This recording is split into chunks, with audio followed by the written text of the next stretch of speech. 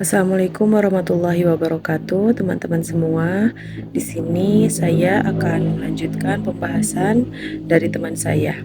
Materi yang akan saya sampaikan terkait pemanfaatan media massa dalam dakwah dan pendekatan inklusif juga konteks lokal atau kontekstual dalam dakwah. Baik, kita langsung ke pemateri pertama. Media massa menjadi alat yang strategis dalam menyampaikan pesan dakwah kepada halayak yang lebih luas, baik media cetak, elektronik, maupun digital. Semua dapat digunakan untuk menyebarluaskan ajaran Islam. Nah, jenis media yang dimanfaatkan itu ada 3 seperti yang tadi disebutkan, yaitu media cetak seperti buletin, majalah Islam, selebaran dakwah. Kemudian ada media elektronik.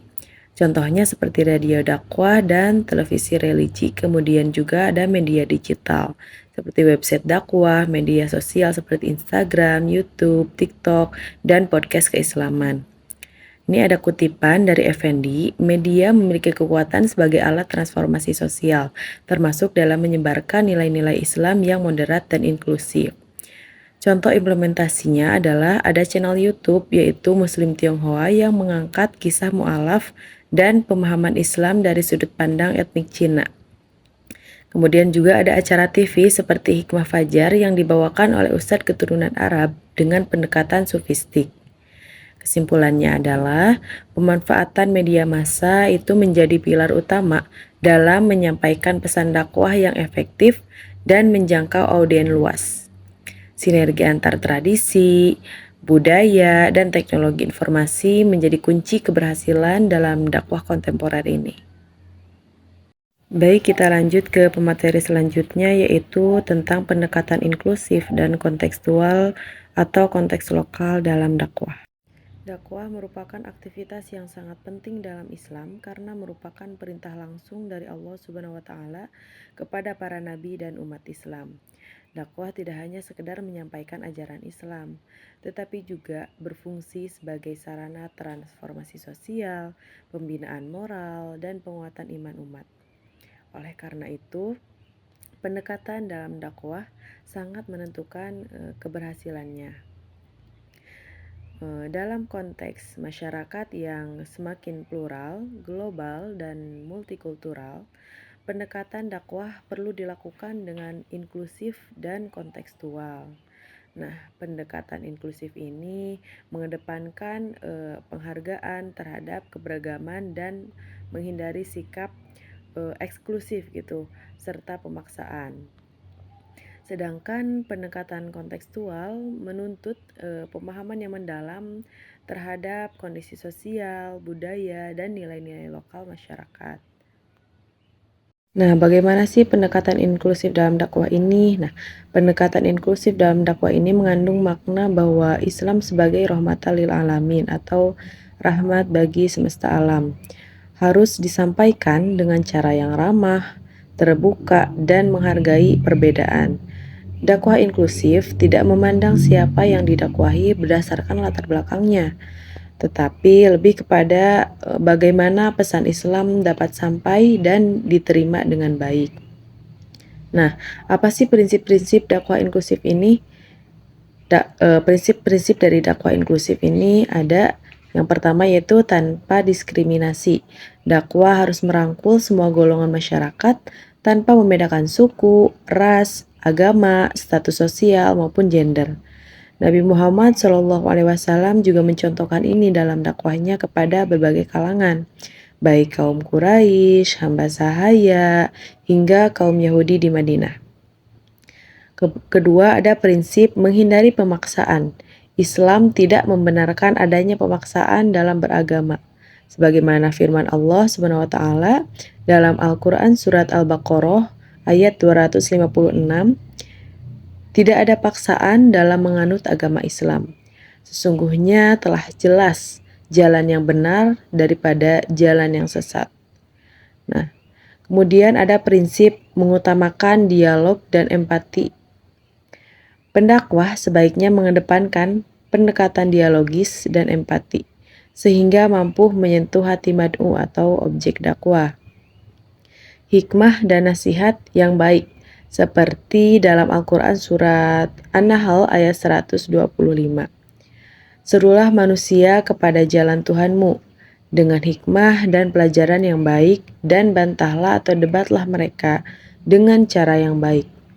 Yusuf Al-Qaradawi dalam Fiqhud Dakwah menyatakan bahwa hikmah berarti kemampuan memilih metode yang sesuai dengan kondisi orang yang didakwahi.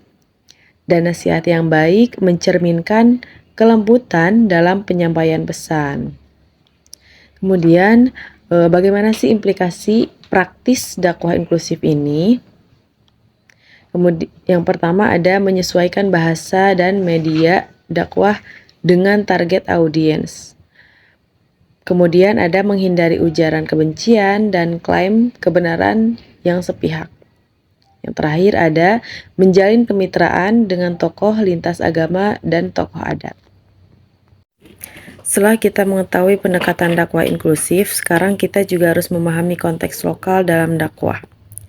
Nah, dakwah yang berhasil adalah dakwah yang mampu menyentuh dan menyatu dengan kehidupan masyarakat. Oleh karena itu, memahami konteks lokal menjadi bagian yang tak terpisahkan dari proses dakwah. Nah, apa sih kontekstualisasi dalam dakwah atau konteks lokal dalam dakwah itu? Konteks lokal dalam dakwah adalah penyesuaian pesan agama dengan latar belakang sosial, budaya, dan psikologis masyarakat sasaran dakwah. Ini bukan berarti kita mengubah ajaran Islam, tetapi kita mengkomunikasikan Islam dengan cara yang lebih mudah dipahami dan sesuai dengan kehidupan sehari-hari masyarakat sekitar gitu. Kemudian ada studi dan pendekatan kontekstual. Yang pertama ini adalah pendekatan budaya lokal.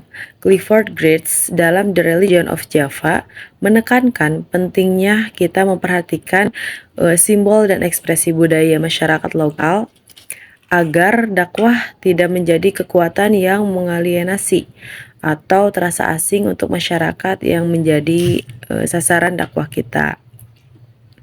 Yang kedua ada dakwah berbasis tradisi dan simbol lokal.